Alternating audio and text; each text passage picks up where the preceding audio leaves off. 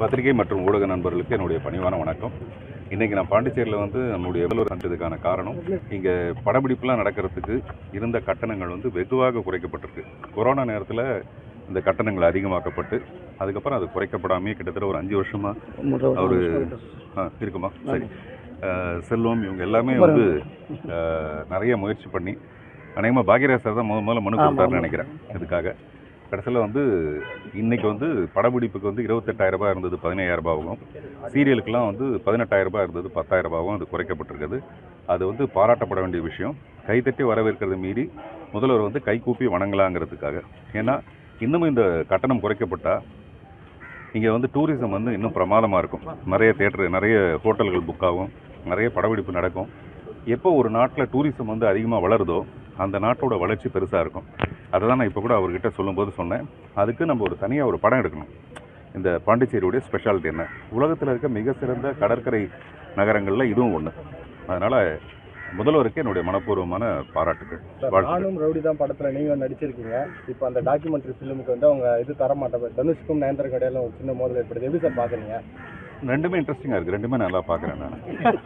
இப்போ நம்ம படம் பார்க்கும்போது என்ன மாதிரி இன்ட்ரெஸ்டிங் இருக்கும் சார் ஃபேவரட்? அதெல்லாம் ஒன்றுமே இல்லைங்க. நான் வந்து கிரிக்கெட் ஆடும்போது கூட இந்தியா பாகிஸ்தான் கிரிக்கெட் ஆடுறாங்கன்னு வச்சுங்களேன், நம்ம இந்தியா தானேன்னு சொல்லிட்டு இந்தியா எடுத்தோன்னே விளாசிக்கிட்டே இருந்தால் அது வந்து இன்ட்ரெஸ்டிங்காக இருக்காது.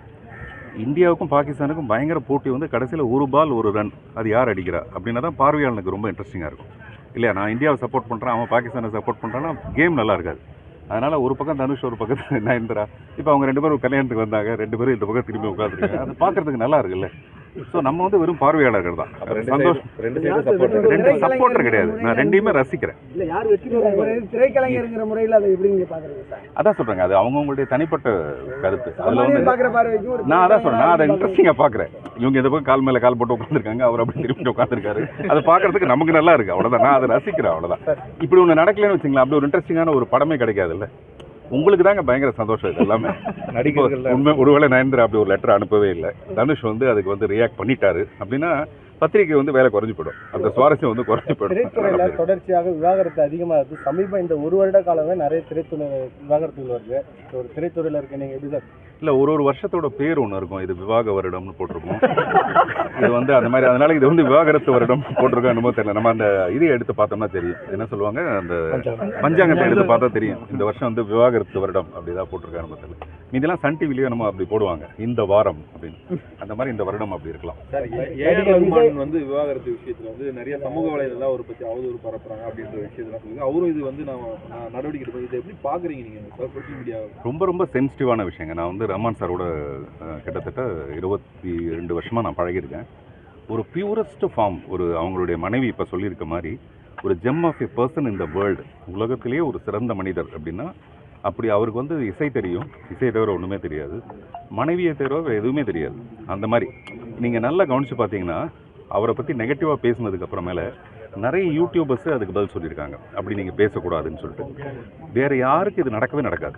இப்போ அவங்க மனைவியே வந்து மனசுக்கு கஷ்டப்பட்டு அவரை யாரும் துன்புறுத்தி பேசுகிறாதீங்க, ஏன்னா அவரை மாதிரி ஒரு நல்ல மனிதனை பார்க்க முடியாதுன்னு சொல்லியிருக்காங்க. ஸோ அதனால் இதை விட பெரிய சர்டிஃபிகேட் அவர் கொடுக்க வேண்டிய அவசியமே கிடையாது. அப்புறம் குடும்பம்னா டெஃபினட்டாக நிறைய சென்சிட்டிவான இஷ்யூஸ் இருக்கும், ஈகோ இருக்கும்.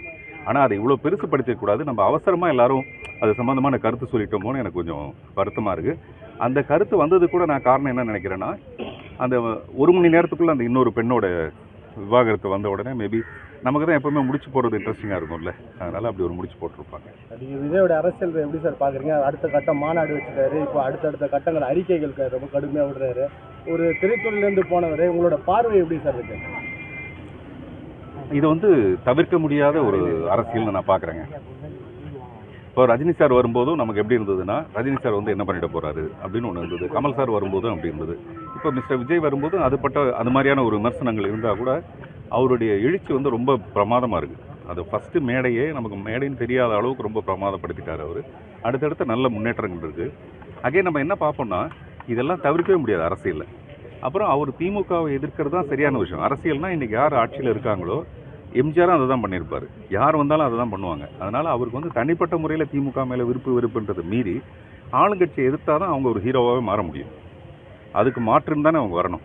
அதனால் அது சரியாக தான் இருக்குன்னு நான் நினைக்கிறேன். தவிர்க்க முடியாத ஒரு சக்தியாக எடுத்திருக்காருன்னு நினைக்கிறீங்களா? தவிர்க்க முடியாத சக்தியாக ஆரம்பிச்சிருக்கு அந்த கழகம். அவரோட எப்படி அது அவரோட வந்து வெற்றி தோல்வி பயணிக்கிறதுக்கான எனக்கு வாய்ப்பு தெரியும். அவரோட பயணிக்கிறதுக்கான வாய்ப்பு இல்லை. ஏன்னா நிறைய திரைத்துறையினர் வந்து அவருக்கு ஆதரவு தெரிவிச்சிருக்காங்க. நீங்களும் ஒரு முன்னணி நடிகர், உங்களுக்கு இல்லைங்க, எனக்கு அரசியலில் பயங்கர ஈடுபாடு இருக்குது. அந்த அரசியல் வந்து ஒரு தனிப்பட்ட அரசியலாக தான் இருக்கும். நான் யாரையும் சார்ந்து இருக்க மாட்டேன். ஆனால் நான் என்னைக்காவது ஒரு நாளைக்கு கட்சி ஆரம்பிப்பேனே தவிர அன்னைக்கு இந்த மாதிரி ஒரு கேள்வி கேட்பீங்களே தவிர யாரையும் சார்ந்து இருக்காது என்னுடைய அரசியல். 26 கட்சி ஆரம்பிச்சிங்களா? இல்லை இப்போதான் அவர் வராருல்ல, நம்ம கொஞ்சம் கேப் விடுவோம். என்ன பண்ணுங்க, என்னுடைய எல்லா படத்துலையும் பார்த்தீங்கன்னா ஒரு அரசியல் இருக்கும். புதிய பாதையிலிருந்து தொடங்கி எல்லா படத்துலையும் ஒரு அரசியல் இருக்கத்தான் செய்யும் எனக்கு படத்தில். அதுவும் வறுமையில் இருக்கிறவங்களுடைய ஒரு ஏழ்மையில் இருக்கிறவங்களுடைய அவங்களுடைய குரலுக்காக தான் நான் வந்து நிறைய குரல் கொடுத்துருப்பேன். மறைந்த காளிமுத்துன்னு ஒரு மினிஸ்டர் அவர் கூட சொன்னார், மக்கள் திலகம் எம்ஜிஆரும் உங்கள் படமும் வேறு வேறு இல்லை, அவருடைய பாணி வேறு, உங்களுடைய பாணி வேறு. கிட்டத்தட்ட பார்த்தீங்கன்னா எல்லாமே ஒரு ஏழ்மையில் இருக்கிற ஒரு மனிதனை பற்றின கதையாக தான் இருக்கும் அப்படின்ட்டு. ஸோ அதனால் எனக்கும் அரசியல் விருப்பம் இருக்குது, ஆனால் இப்போ இல்லை. சார், சமீபத்தில் பெண் பாதுகாப்பு குறித்து விஜயும் ஒரு கருத்து சொல்லியிருக்காரு. பெண்களுக்கு பாதுகாப்பு இல்லை தமிழகத்தில் அதிக அளவு அப்படின்னு சொல்லியிருக்காரு. உங்களோட பார்வை எப்படி இருக்கு? அது அவருடைய கருத்து. எனக்கு வந்து நல்ல பாதுகாப்பு இருக்குன்னு தான் நான் நினைக்கிறேன். பெண்களுக்கு நிறைய பாதுகாப்பு இருக்குங்க. பெண்கள் வந்து இந்தியை விட பாதுகாப்பு தேவைப்படாத அளவுக்கு அவங்க பவர்ஃபுல்லாக இருக்காங்கன்னு நான் நினைக்கிறேன். பெண்களை வந்து நம்மளா எப்போவுமே பாதுகாப்புன்னு சொல்லி நம்ம அவங்கள வீக் ஆக்குறோமோன்னு தோணுது. பெண்கள் வந்து அவ்வளோ வீக்கானவங்க கிடையாது. மென் ஆர் வீக்கர் செக்ஸ்னு ஒரு செய்தி ஒன்று இருக்குது. மென் தான் அந்த மாதிரி ரொம்ப வீக்காக இருப்பான் அவன். ஆனால் பெண்கள் வந்து ரொம்ப பவர்ஃபுல்லானவங்க. நான் பார்த்த என்னுடைய தாயோ என்னுடைய மகளோ எல்லாருமே ரொம்ப ஸ்ட்ராங் அவங்க. அதனால் அவங்களுக்கு பாதுகாப்புலாம் தேவையில்லை, அவங்களே பாதுகாத்துக்குவாங்கன்றது என்னுடைய நம்பிக்கை. திரைத்துறையில் பெண்களுக்கு பாதுகாப்புன்ற ஒரு கருத்து பொதுவாகவே இருக்குது. அதான் சொல்கிறேங்க, அது எல்லாமே எனக்கு தெரியல. ஒரு காலகட்டத்தில் ஒருத்தர் ஒரு விஷயத்தை பற்றி பேசுகிறோம், அப்புறம் அது மாறிடுது.